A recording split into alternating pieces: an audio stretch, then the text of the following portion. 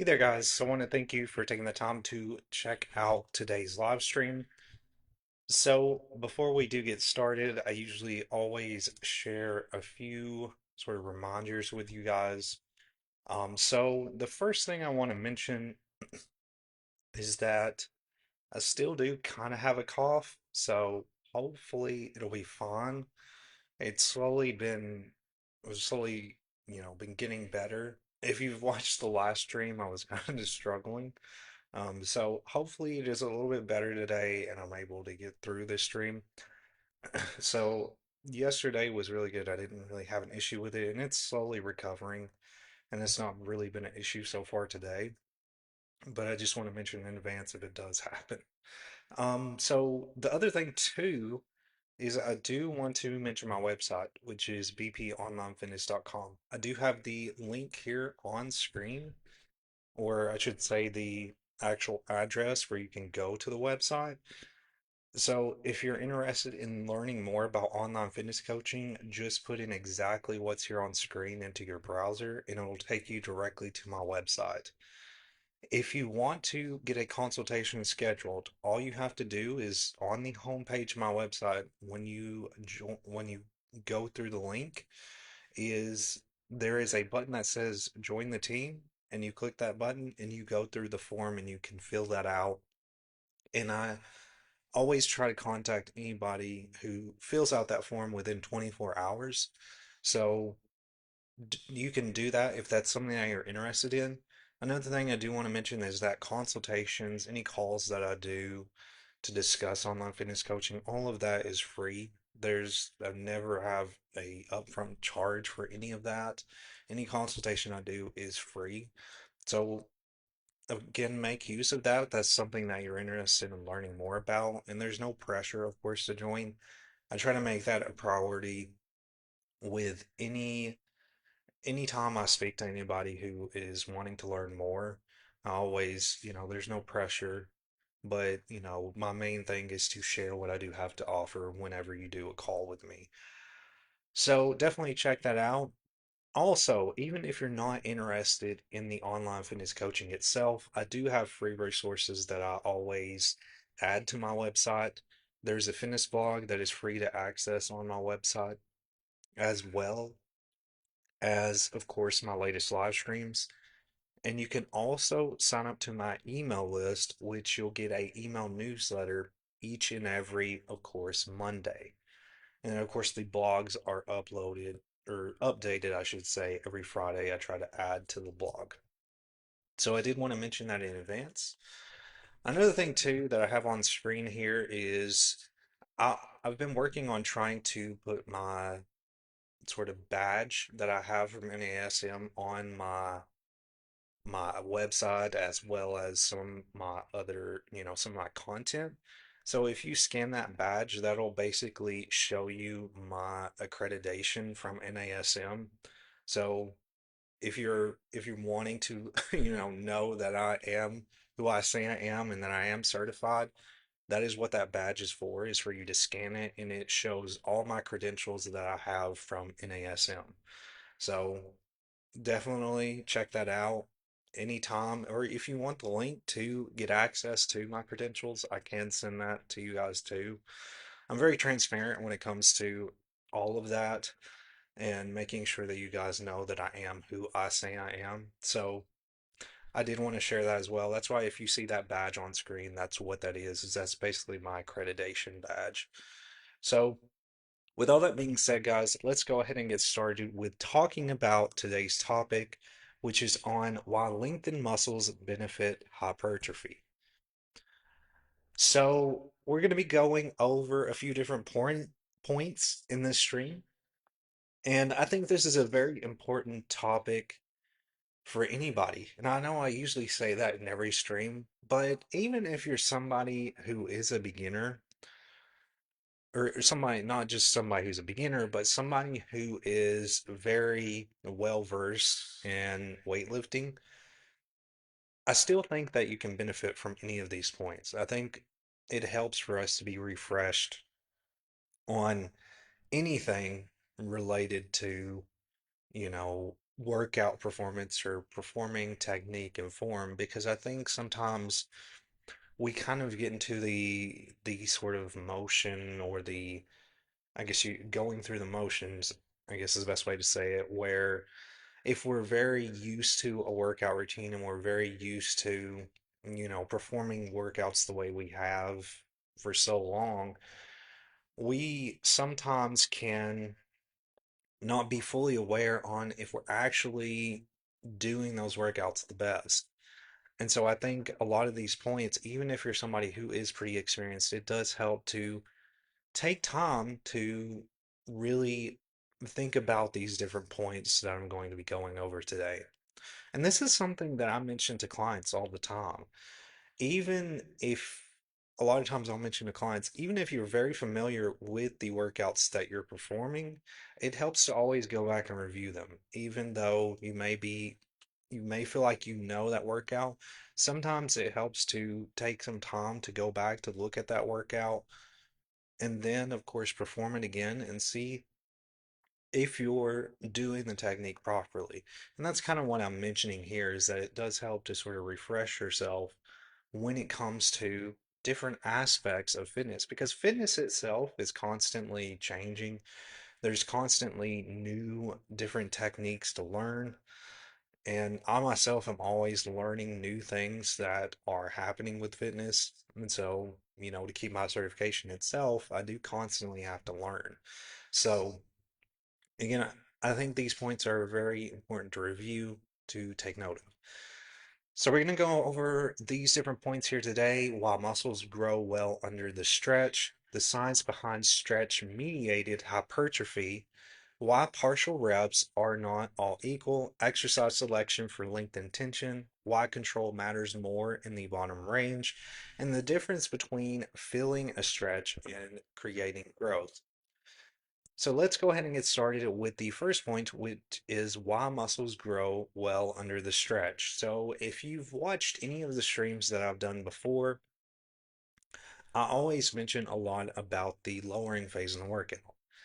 And usually that lowering phase is where a lot of the stretch is going to happen. So the power of the lengthened tension, excuse me, what happens during a stretch? So a muscle is lengthened when it produces force while in an elongated position. Again, when we're thinking of stretch, this is when the muscle is fully extended. So examples include the bottom of a squat, Romanian deadlift, chest fly, or overhead tricep extensions. So the bottom of those movements, so when you're lowering down into a Romanian deadlift, when you're doing that hinge, that is sort of an example of that stretch position. The chest fly, when your arms are fully out, that is the stretch position of the chest fly or with the overhead tricep extension, that is when the tricep is fully extended when you're doing that workout.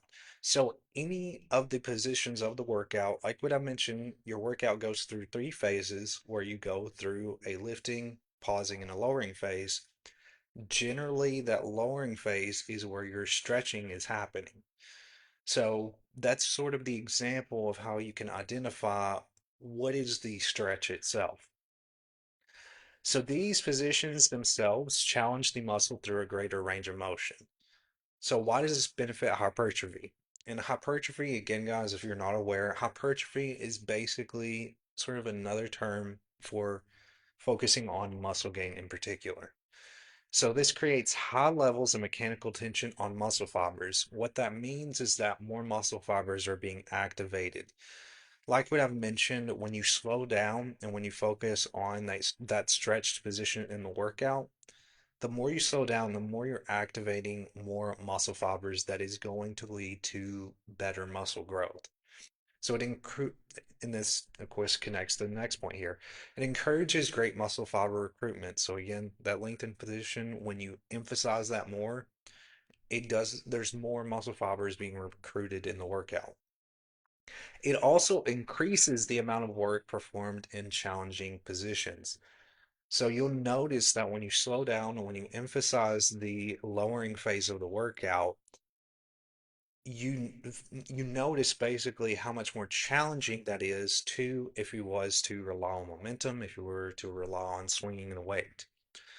It also helps to promote control and stability throughout the movement. So naturally, when you focus on the stretch, the lowering phase, you're naturally going to focus on how you're controlling the work, how you're controlling the muscle in each workout, how you're controlling the weight in each workout is naturally going to be a part of that because when you slow down, you do have to be intentional on how you engage the muscle. So the science behind stretch mediated hypertrophy. So what is stretch mediated hypertrophy?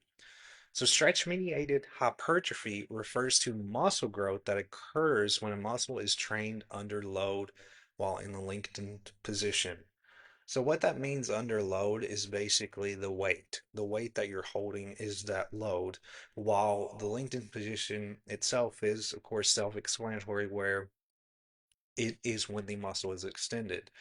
So when you are having control of the load or the weight itself and you're in that lengthened position, that is basically what that stretch mediated hypertrophy is.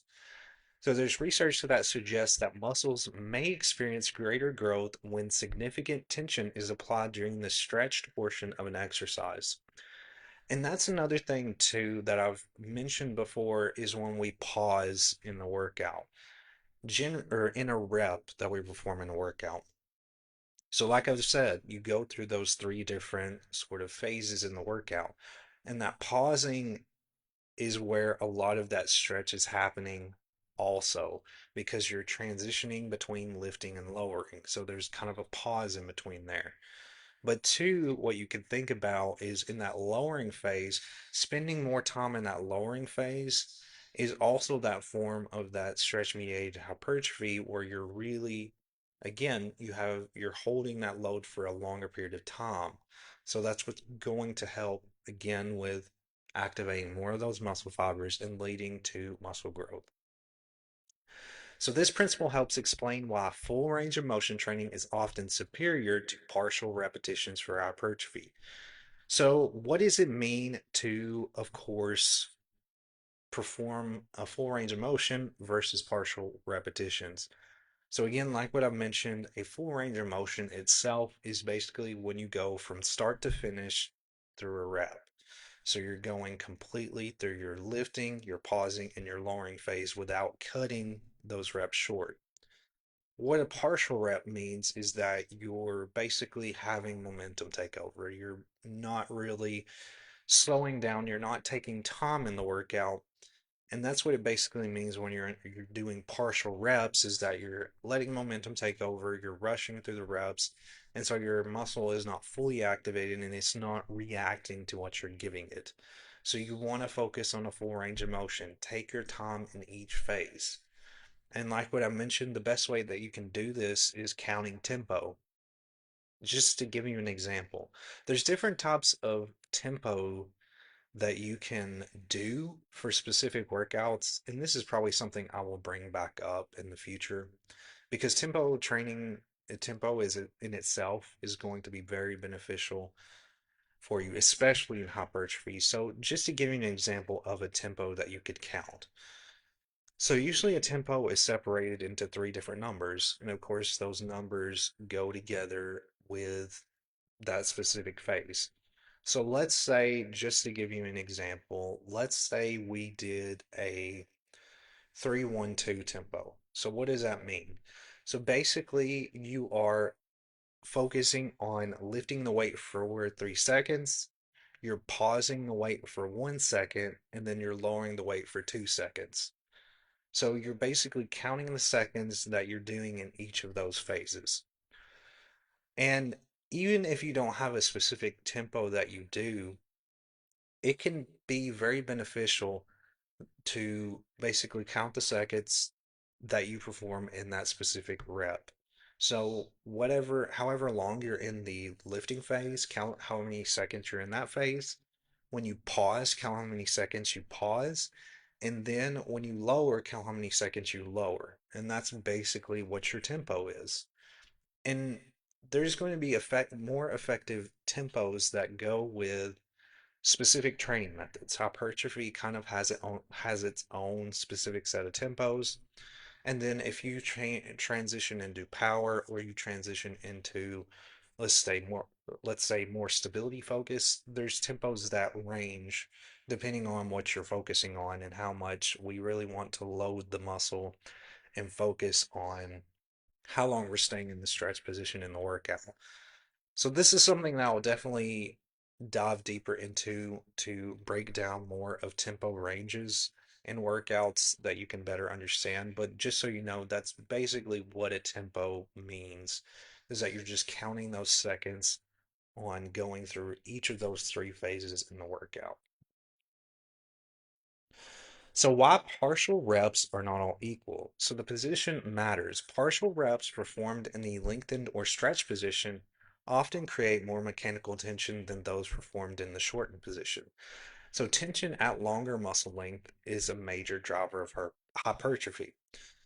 So exercise selection changes the outcome. So a bottom half squat produces a different stimulus than a top half squat.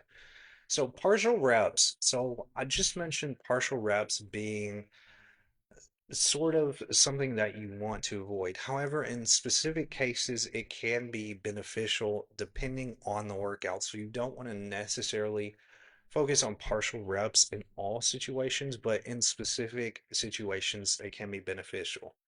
So, depending on what position you're at in a workout, can sort of determine that.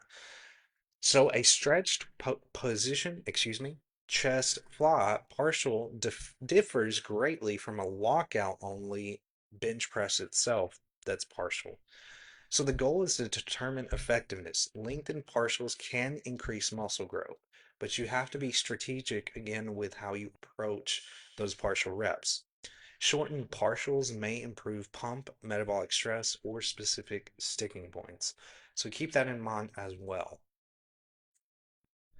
So, exercise selection for lengthened tension. So, muscles often experience the highest levels of mechanical tension when loaded in a stretched position. So, lengthened tension can create a strong hypertrophy, or in other words, muscle gain stimulus, by challenging muscle fibers through a greater range of motion. So, selecting exercises that are going to effectively load the stretch portion, again, having that weight and stretching in that particular position in the workout of a movement may enhance muscle growth over time. So, not all exercises provide the same tension profile, making exercise selection an important part of a program design. So, I believe I mentioned this in a stream before, but you have to keep in mind that every workout has specific its own difficulty, I guess, is what you could say in simple terms, is that every workout is going to activate the muscle differently. So, like what I've mentioned, even if you can lift a weight that, let's say, you can lift a weight that's 150 pounds in a chest press, the same cannot be said if you go into engaging the shoulders. You don't want to you don't want to have that same sort of weight range specifically as you would with a chest press to a shoulder press, if that makes sense, because those muscles are totally different and they're going to react differently to the workouts that you give them. So load the muscle heavily in its stretched position. Allow controlled eccentrics in full range of motion. So again, the eccentric phase, if you're not aware, that is known as your lowering phase. That's just a more basically fitness specific sort of term for the lowering phase in your workout. You also want to maintain tension without excessive momentum. Also, it provides stability so the target muscle can produce force efficiently. So you want to make sure that you stay stable, that you have that good starting position, like what I've mentioned in many of our other workout, like what I've mentioned in those workout videos where I describe the technique and form. You want to focus on having proper stability and a proper starting position before you lift the weight. So why does control matter more in the bottom range? So again, that bottom range is going to be your lowering phase in the workout. So there's the highest mechanical tension when you're in the bottom range. So muscles often experience the greatest stretch and loading in the bottom portion of the movement. So controlling this range is going to increase the quality of the tension placed directly on that targeted muscle. So again, to give you an example, let's say when we're doing, you know, any workout like let's say a tricep extension or tricep push down, whether you're doing a dumbbell based workout or whether you're doing a cable sort of tricep extension or anything like that, anything that's going to be, of course, like your tricep extension, at the basically the bottom range of that workout is when you're extending your arms down. So, like for example, when you think of a push down with a cable machine, when you have the cable rope itself and you are extending the weight down, that is where the extension happens, and that is where the bottom range of the workout is, if that makes sense. So there's better muscle fiber recruitment. So slow, controlled movement in the stretched position encourages more muscle fibers to contribute to the lift. This can create a stronger hypertrophy stimulus or muscle gain stimulus than rushing through the rep. So the stretched position, again, generally when you're in the stretch position, you want to spend a little bit more time. So spend a little bit more seconds as well in the stretch position because again, that's activating more of those muscle fibers. It also reduces momentum, so dropping into the bottom range removes any muscular work and transfers force to joints and connective tissue. So this control is going to ensure that the muscle remains responsible for the movement. So the difference between feeling a stretch and creating growth. So feeling a stretch, there is a difference here. So a stretch is simply the sensation of the muscle being lengthened. Flexibility exercises can create a strong stretch without significantly stimulating muscle growth. So, discomfort alone is not a sign of effective hypertrophy training. Creating growth. Muscle growth occurs when a stretched muscle is actively producing force under load. So, when there is a weight placed on the muscle, that is where that hypertrophy and muscle gain is going to come into effect. Mechanical tension is the primary driver, it is not the sensation of stretching itself. So the muscle must be challenged while lengthened and not just lengthened. So basically, to sum that up, is to have weight. You're basically lengthening that muscle while you're having weight that can challenge that muscle at the same time. So the key difference, a passive stretch is a lengthened muscle with little force production.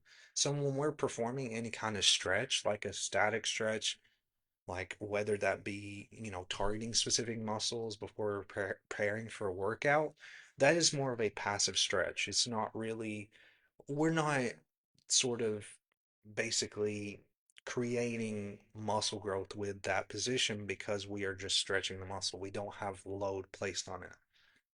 The loaded stretch, which is lengthened, or which is going to be a lengthened stretch alongside the load, is going to actively resist the load. So that is going to lead to, of course, hypertrophy. So hypertrophy is most influenced by that combination of the stretch as well as the tension all in itself.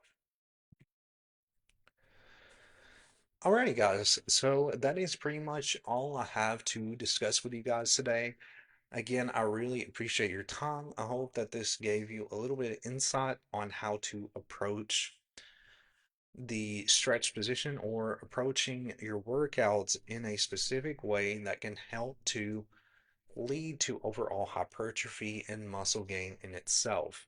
And it's important to be strategic with this so that you can, of course, make this a priority into every specific exercise that you perform. So that's very crucial to keep in mind. If you guys have any questions on anything I've discussed here or in any previous live stream, feel free to reach out and let me know. You can also check out my website, which is bponlinefitness.com. I do also have an email list that you can sign up for, or I have an email that you can reach out to, I should say. Yes, I do have an email list, but my email here is where you can contact me. I apologize. So BrandonPart95 at gmail.com is my email, and then my phone number is 931-434-6880, where you can, of course, contact me there as well. So that's all for you if you want to reach out to me and learn more about what I do have to offer. So thank you guys once again for your time. If you are, again, interested in learning about online fitness coaching, all you have to do is, of course, go to bponlinefitness.com and click the join the team button to get started and have your consultation scheduled. So definitely do that. But if you have any questions, feel free to let me know.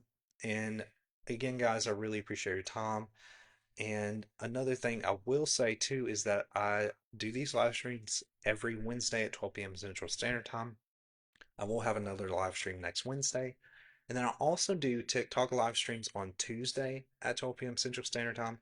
And then I do YouTube live streams at on Thursday at 12 p.m. Central Standard Time as well. So definitely check those out if that's something that you're interested in. And all the topics are unique to each platform. But I really appreciate your time. I hope that you guys found this helpful and valuable. And I will see you guys next time in the next live stream. So thank you guys once again for watching.